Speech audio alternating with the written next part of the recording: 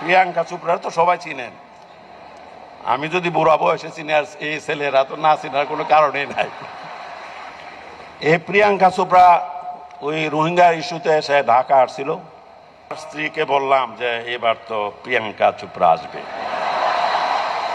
বুঝলাম না, মানে এই কথা বলছি যে আসার একদিন আগে, পরে শুনেছি সে নাকি টেলিফোন করে মাননীয় প্রধানমন্ত্রীরা বলছে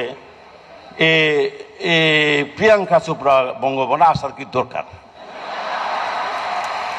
এটা জাস্ট কনস্পাইরেসি, ষড়যন্ত্র করে শেষ পর্যন্ত প্রিয়াঙ্কা চোপড়ার আসা বঙ্গভবনে ক্যান্সেল, আসে নাই। আমি বলতে চাই, প্রিয়াঙ্কা চোপড়া যাওয়ার এর কয়েক মাস পরে শুনলাম সে আমেরিকা গেছে।